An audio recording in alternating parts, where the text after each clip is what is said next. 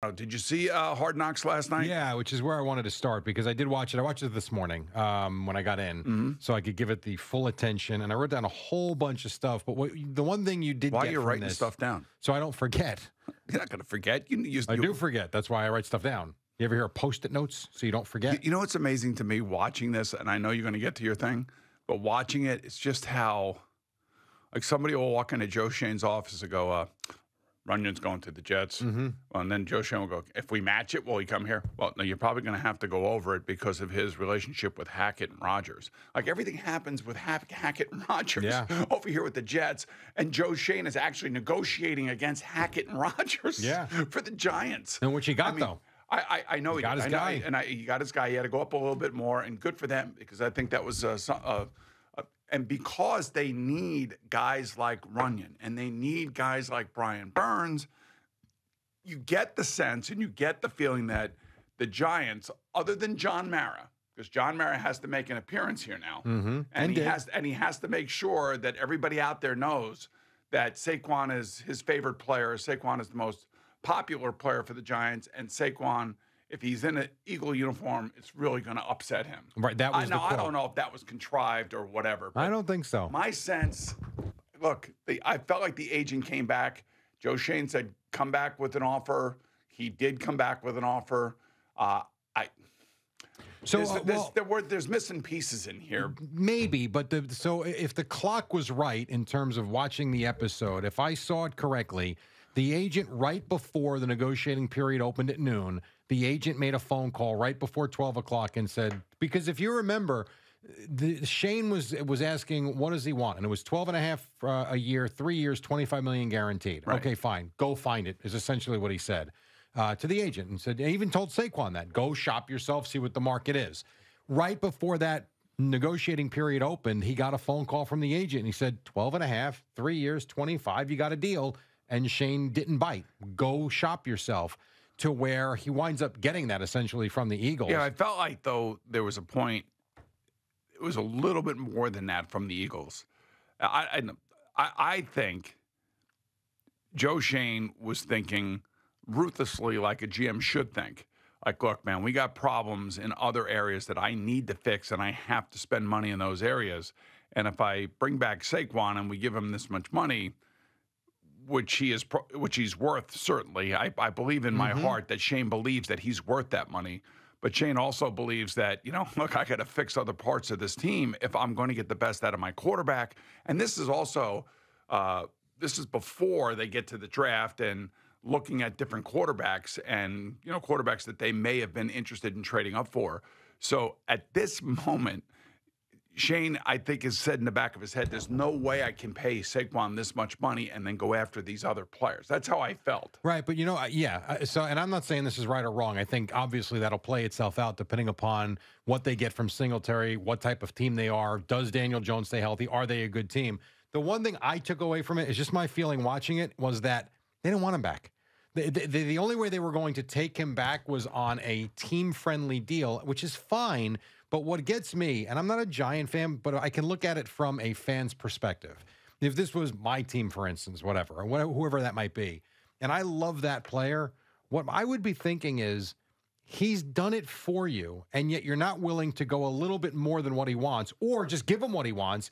But these other guys, and we've seen them sign big-time free agent linemen that have been busts, yet they have no problem giving this guy an extra $1 million. That guy, oh my God, he wants how much more now? An extra $2 million? You know what? Just give it to him. But when it came to Saquon Barkley, nope, no thanks. The other aspect of this that doesn't really get talked about in these shows, and I think these are the edited parts, or these are the things that they talk when they know the cameras and microphones aren't on, is about the shortcomings of the players that they're talking about. And in this case, let's just say we're you and I are sitting there. You're Kevin Abrams and I'm Joe Shane, and we're actually really talking about Saquon. And you say to me that Saquon's a great player. He does this, but I'm Joe Shane. I'm going, does have an injury history. He's a little bit up there in age, and he's not a great pass blocker. It's not something that he does very well. He's good with the ball in his hands. But if we're asking him, he's got to block somebody. That's not his strength. It's not like he's a complete running back. Now, he is a great personality. Don't get me wrong. He's everything we want in our locker room from a character standpoint. But is it truly going to make us a better team next year if we give him this money and then have to maybe shave some money from some other position that we're in such dire need for?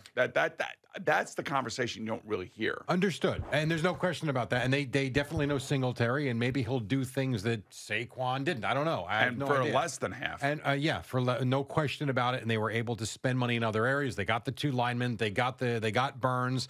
They went out. Drew Lock came for only $4 or $5 million a year. They lost out on Tyrod Taylor. It was interesting. In the episode, at one point, they're talking about the backup quarterback, and even Dable was like, I like Tyrod. Like, let's bring Tyrod back. Because Tyrod performed for him. Yeah, and it was almost as if that was a foregone conclusion that Tyrod Taylor was coming back. Meantime, the Jets wanted John Runyon Jr. They outbid the Jets for Runyon. They wake up the next day to find out the Jets outbid them for Tyrod Taylor. Yeah. It's interesting, the games that go back and forth. But especially against with the 2 teams here. Oh, for sure. I mean, I kind of saw in the face of Joe Shane a little bit of disgust. Like, man, damn, I got to go against Hackett and Rodgers in this freaking negotiation. But they wanted the kid. I know they really wanted him. They wanted the kid, and they got him. Yeah, and I'm sure Aaron Rodgers was not happy about Probably. that, as he's running the Jets right now. But I would just say that it still gives you a very good perspective of something that a lot of people have never seen before, and that is the inner workings of a franchise as they get ready for free agency, as they're trying to predict what's going to happen in the draft, what they're doing with their players that they've had, what they're trying to do with new players that they're acquiring. I don't know. I think it's fascinating to see it. And you're the GM. The guy comes walking in your office and he gives you Runyon. We got to go against the Jets and Rodgers and Hackett, and we got to give him a little bit more money, and then Joe Shane, will that get it done? Will that get it done? Yeah, well, you could tell his stress level that day. It's really, and at one point he was talking. Can somebody give me some legit info? Well, you got 19 guys working on it, so they were trying. But nobody really ever wants to step over that line and just say, you got to get this guy and you got to pay him this money. I mean, it's always. There's this level of just in case this doesn't work out, I don't want it to be my ass on the line here. Yeah, no, I get it, because he's still the boss at that point. He still has to make the decision, and it's just funny when you sit in a chair of decision making, and people walk into your office and they say, well, this, and they're not really, convincing you. Mm-hmm.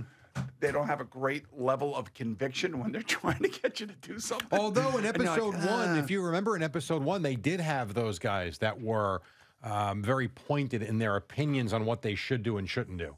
Well, they were appointed. Yes, they were, but they also were, remember, they were describing players. Yes. And that's their job. Their job is to describe the right type of player for the team and what they're trying to build. Mm-hmm.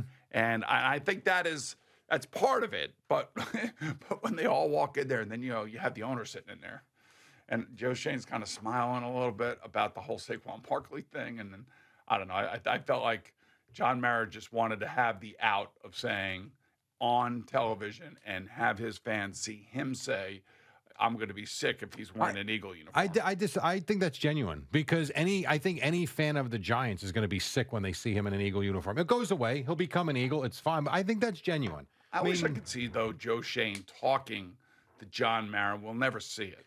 Can I ask you why, we can't pay this money to Saquon Barkley, but we can give it to Singletary, half of it, and then this way we'll have a little bit more flexibility with other positions. But that's the chessboard that is a GM in the NFL. Which leads me to this question. And this is a serious question because it's an important position. Why would anybody ever want to be a running back? Like, if you're a kid in college right now, it is now, there's so much proof that you are, unless you are Christian McCaffrey. I mean, there's not many of these guys that make this kind of money. And yes, Saquon got a decent contract, I guess.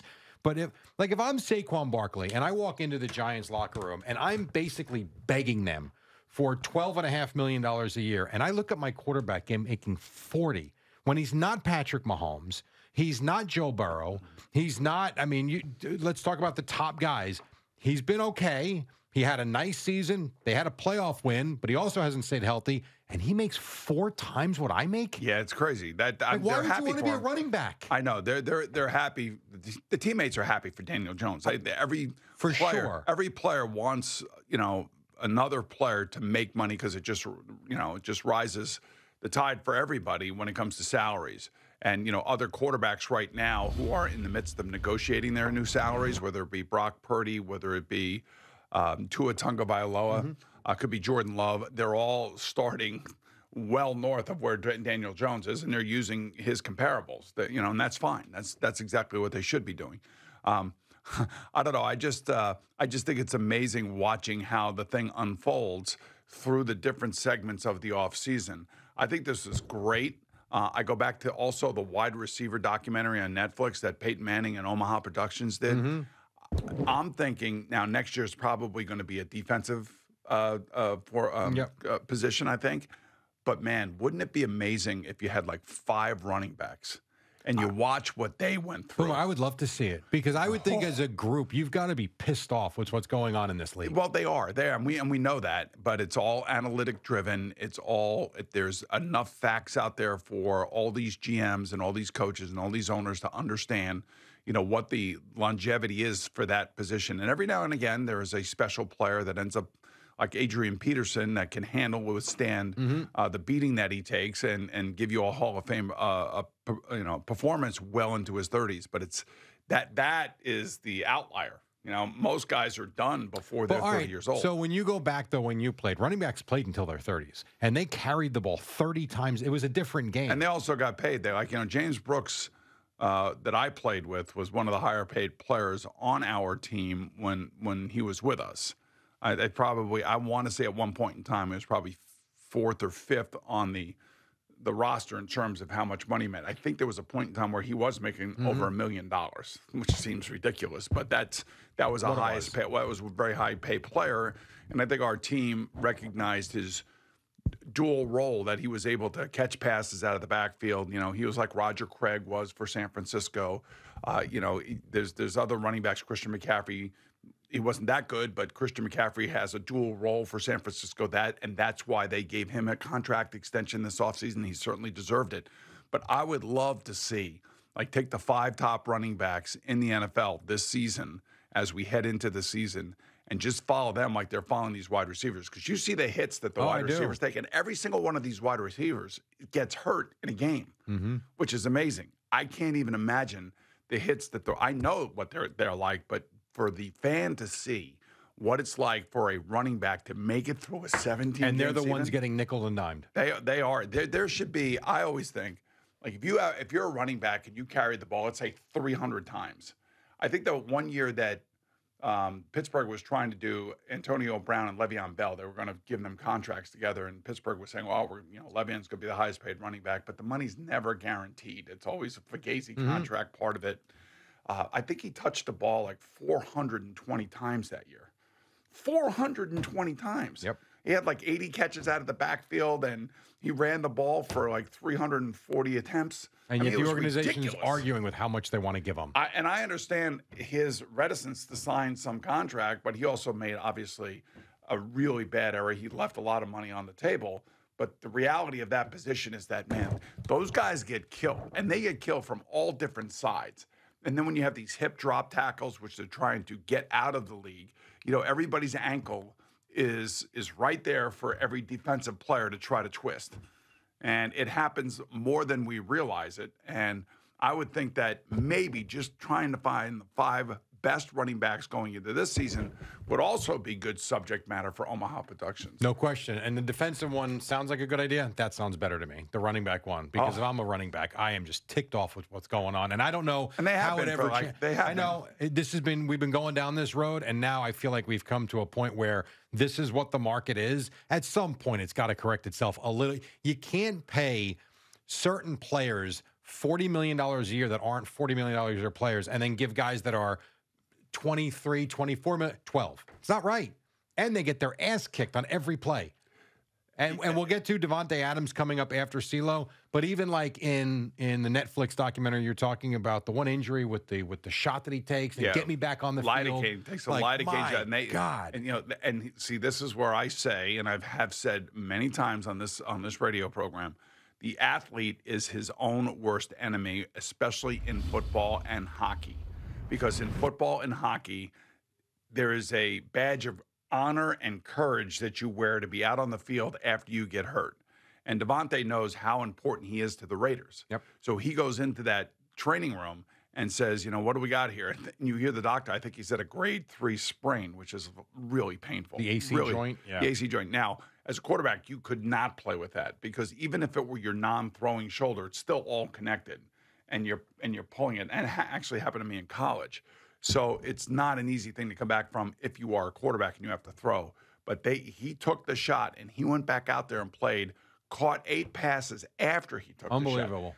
Now, what I can't wait to see, because I haven't watched the next episode, is what he felt like the next morning.